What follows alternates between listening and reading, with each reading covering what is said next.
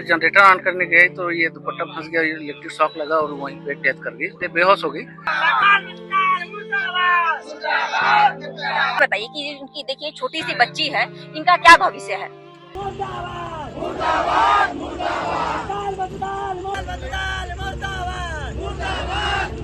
के साथ में एक उचित प्राथमिक व्यवस्था और इस महिला की बच्ची भी है, उसके लिए एक मुआवजे का भी मांग परिजनों ने रखा है।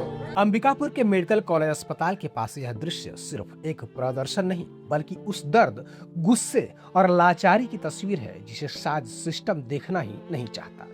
यहाँ सड़क पर रखा यह शव किसी आंदोलन की रणनीति नहीं बल्कि एक परिवार की टूटी उम्मीदों का आखिरी सहारा है। जो संकल्प हॉस्पिटल की जो लापरवाही है वो साफ साफ दिख रहा है कि इनकी मृत्यु हुए काफी समय हो चुका है और हमारे लोग काफी समय से यहाँ पर धरना दे रहे हैं, मांग कर रहे हैं उनके न्याय के लिए, लेकिन अभी तक जो संकल्प हॉस्पिटल के जो प्रबंधक हैं अभी तक नहीं आए। अभी आप ही बताइए कि इनकी देखिए छोटी सी बच्ची है, इनका क्या भविष्य है।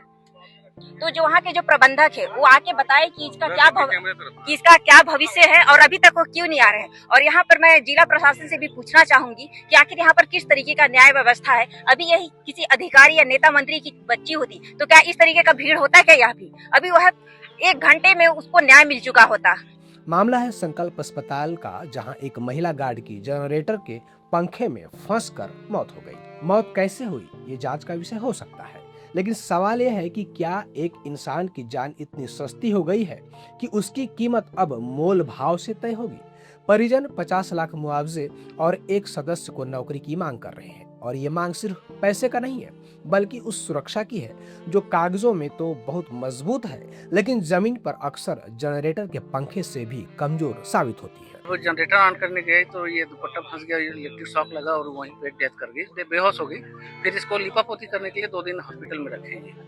अब हॉस्पिटल में रखने के बाद कल इनको डेथ घोषित की और डेथ घोषित के बाद मर्चुरी में रख दिए। अब प्रबंधन समिति बात करना चाहे, हम लोग चाहे उनके परिवार हम लोग भी, लेकिन बात करने से इनकार करती है।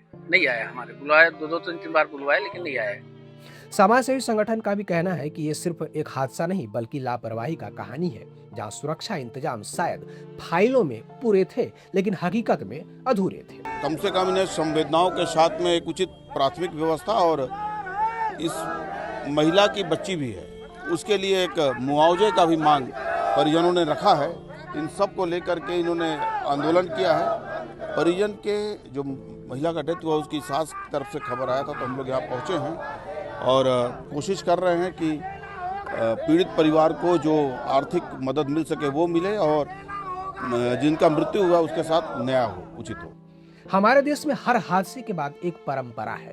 पहले हादसा होता है, फिर जांच बैठती है, फिर आश्वासन मिलता है और अंत में मामला ठंडा हो जाता है। जैसे इंसान नहीं, कोई अखबार हो जो ब्रेकिंग से आउटडेटेड हो जाती है।